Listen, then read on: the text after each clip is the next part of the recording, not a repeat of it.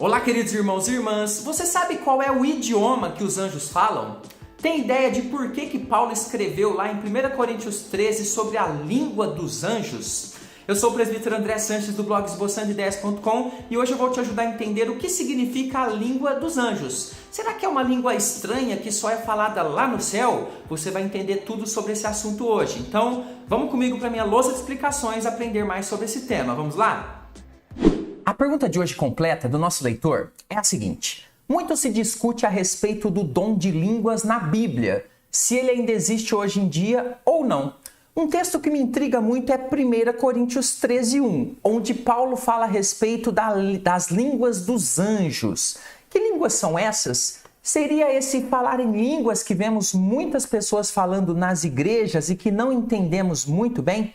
Obrigado, querido irmão, muito interessante essa sua dúvida. Obrigado por ter compartilhado com a gente e você que me assiste também pode deixar a sua dúvida. Eu falo em todo vídeo aqui, não permita que a sua mente, que o seu coração te engane achando que tem dúvida boba. A sua dúvida é importante para o seu crescimento. Compartilhe, pesquise, busque aprendizado. Então você pode deixar a sua dúvida aqui e ela pode virar vídeo aqui no nosso canal. Já deixa o seu like aí no vídeo também, ok? O estudo de hoje está muito interessante, eu tenho certeza que vale esse curtir. Queridos, vamos começar aqui falando, ou lendo, melhor dizendo, o texto mencionado pelo nosso irmão.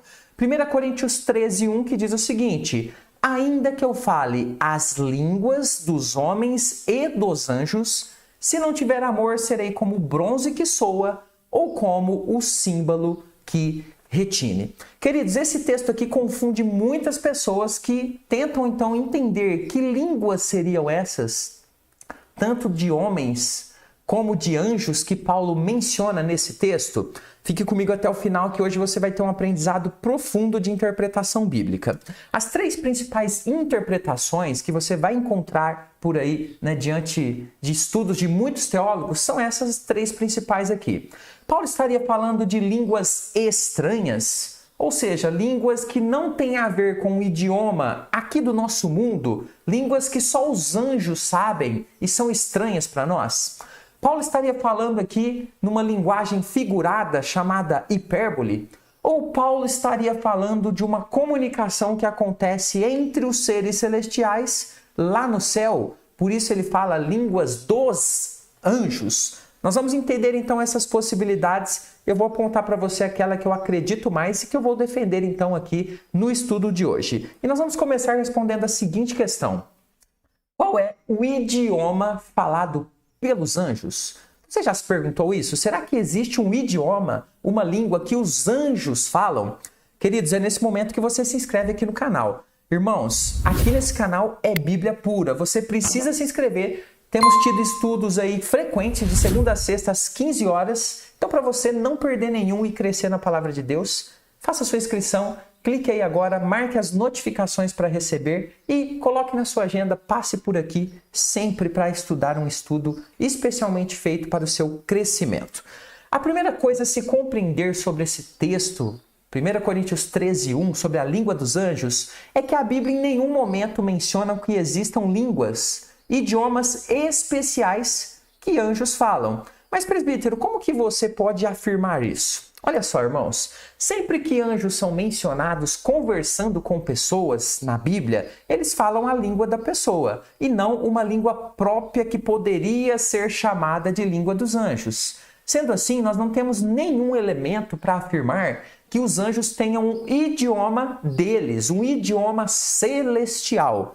Agora, olha que interessante, da mesma forma, quando os servos de Deus tiveram visões de anjos, por exemplo, eles sempre compreenderam aquilo que esses seres estavam falando em uma linguagem conhecida, ou seja, em um idioma que o ser humano consegue compreender, e não num idioma estranho, em um idioma que nós não conseguimos captar o significado. Vejamos um texto que mostra isso claramente. Apocalipse 5, versículo 11 e 12.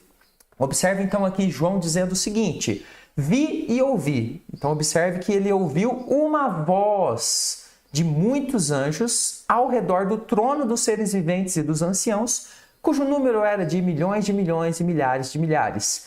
proclamando em grande voz. Então, o que esses anjos aqui, esses muitos anjos estavam proclamando? Observe, digno é o cordeiro que foi morto de receber o poder, a riqueza, a sabedoria, a força, a honra, glória e louvor. Observe então que João compreende perfeitamente aquilo que os anjos estavam falando, aquilo que os anjos estavam determinando ali, dizendo, melhor dizendo, a respeito do Senhor Deus, ok? Isso cabe muito bem com a palavra utilizada pelo apóstolo Paulo quando ele escreve 1 Coríntios 13:1. Então, quando ele utiliza ali línguas dos anjos, ele usa a palavra grega glossa, que significa idioma ou dialeto. Então, o que nós conseguimos já perceber aqui nessa primeira parte do estudo? Quando nós olhamos para as 3 interpretações principais que nós mencionamos, nós podemos já, de cara, tirar essa primeira aqui. Ou seja, Paulo não está falando de uma língua estranha, de uma língua que somente os anjos sabem falar. Não é esse o foco do texto aqui, na minha opinião. Qual é, então?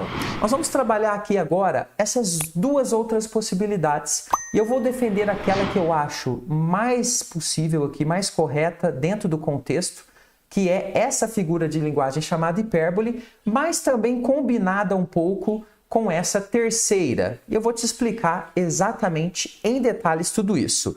O que Paulo quis dizer então com essas línguas dos anjos? Olha só, o estudo agora é profundo, é de contexto, então fique comigo até o final. Antes, um recadinho rápido para você. Você gosta desse tipo de estudo que vai no texto, que vai no contexto, que explica palavras? Se você gostar, eu estou deixando aqui para você uma aula gratuita aqui no primeiro comentário desse vídeo para você conhecer o meu curso Conheça a Sua Bíblia de Capa a Capa, onde a gente aprende a Bíblia de Gênesis a Apocalipse, ali capítulo por capítulo, né? Estudando geografia, estudando as línguas originais, estudando um monte de detalhes que vão dar crescimento e corpo para o seu estudo dos contextos, ok? Vai lá, quando você puder, assiste uma aula, veja se você gosta, turmas abertas. Queridos, Paulo utilizou na introdução do seu texto, em 1 Coríntios 13, sobre a grandeza do amor, uma figura de linguagem chamada de hipérbole. E agora, então, eu vou trazer aqui à sua memória os estudos de português que você já deve ter estudado na escola.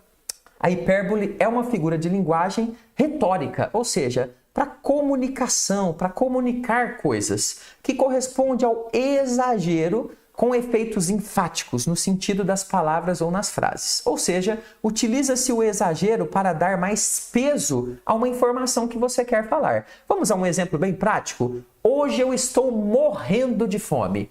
É uma hipérbole.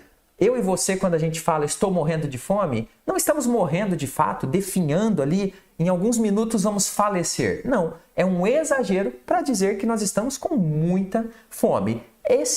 Essa é a linguagem aqui chamada de hipérbole. Isso significa que Paulo utilizou vários desses exageros nesse texto de 1 Coríntios 13 para enfatizar o seu ensino. Inclusive, quando ele utilizou a frase línguas dos anjos, que eu vou mostrar a seguir. Ele também utilizou uma hipérbole aqui. Mas, presbítero, como que você sabe que Paulo utilizou hipérboles? Aí, queridos irmãos, nós temos o famoso contexto. Vamos analisar então aqui, vamos começar com o versículo 2, depois a gente vai lá no 1 que fala da língua dos anjos. Observe todo o contexto aqui da introdução de Paulo nesse texto. Ainda que, então Paulo começa falando aqui de uma possibilidade, ok? Ele não está dizendo que ele faça isso ou que ele tenha esse dom, mas ainda que eu tivesse o dom de profetizar e conheça todos os mistérios e toda a ciência.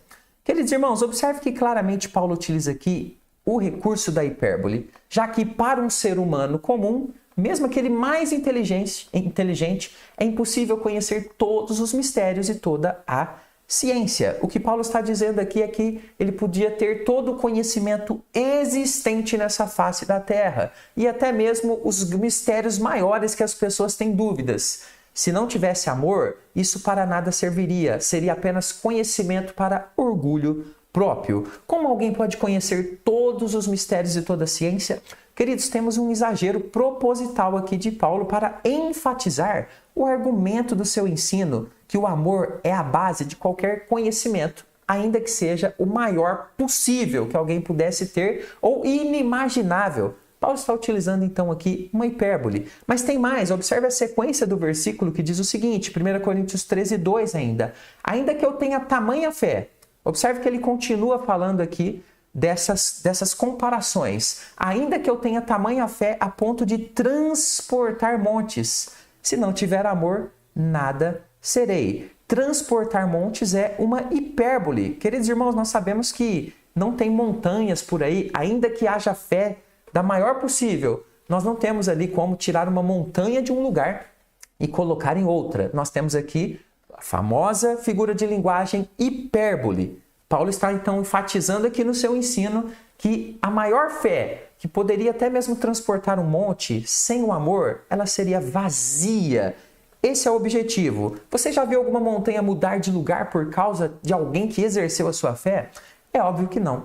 Temos aqui também mais uma hipérbole, uma figura de exagero utilizada pelo apóstolo para trazer o seu ensino. Mas tem mais, queridos. 1 Coríntios 13:3. Observe que eu estou analisando cada um dos versículos dessa introdução. E ainda que eu distribua todos os meus bens entre os pobres, e ainda que eu entregue o meu próprio corpo para ser queimado, se não tiver amor, nada disso me aproveitará. Observe, queridos irmãos, que Paulo aqui também trabalha a figura do exagero, já que é impossível que alguém entregue 100% dos seus bens. Ela sempre vai ter alguma coisa ali, uma roupa, alguma coisa para a sua subsistência. Mas Paulo está falando então de alguém aqui que pudesse fazer os maiores atos de benevolência, de desprendimento das coisas materiais. Se não tiver amor, isso seria inútil. Observe então que nós temos uma hipérbole também. Algo sempre a pessoa vai ter. Outra coisa, em sã consciência, quem vai entregar o seu próprio corpo para ser queimado? Claro, queridos irmãos, nós podemos ser perseguidos e queimados, sim. Agora, você mesmo se dar para ser queimado, isso aqui é uma hipérbole que mostra uma pessoa desprendida no mais alto grau possível. Paulo está dizendo, se essa pessoa existisse, se fosse sem amor, isso seria um ato apenas vazio, para se mostrar ou para um outro objetivo que não um objetivo baseado no amor. E aí nós temos então o primeiro texto dessa sequência, dessa introdução, que é o 1 Coríntios 13:1, ainda que eu fale a língua dos homens e dos anjos. Então o que eu quero demonstrar para você? Que todos esses 3 primeiros versículos, eles seguem a mesma linha. Eles começam com o ainda que, e Paulo apresenta então uma hipérbole para trazer ali esse contraste para mostrar que se não tiver amor, as maiores coisas mais exageradas possíveis, elas não serviriam. Então, fica claro, queridos irmãos, que nessa hipérbole, Paulo está demonstrando que mesmo se pudesse ser o maior comunicador do mundo, sabendo falar qualquer idioma, conhecesse as linguagens e mensagens mais sublimes dos anjos, aquilo que é falado lá no céu, aquilo que Deus fala com os seus anjos e os anjos entre si, sem o amor, nada disso teria valor. Ou seja, queridos irmãos, se houvesse possibilidade de ter as maiores habilidades de sabedoria e comunicação do mundo, sem o amor, elas seriam apenas barulho, que é a ideia da parte do texto que fala do bronze que soa e do símbolo que retine. Então, para a gente fechar aqui, língua dos anjos, ela traz essa ideia, essa hipérbole, esse exagero para demonstrar a grandeza do amor. Então é importante que você entenda isso detalhadamente, sempre entendendo o contexto que nos ajuda a compreender essas expressões isoladas. Espero que você tenha gostado do estudo de hoje. Vou deixar mais alguns vídeos aqui para o seu crescimento espiritual. Aproveite o seu tempo para crescer no conhecimento da Palavra de Deus. Fico por aqui, até o próximo estudo. Fica com Jesus.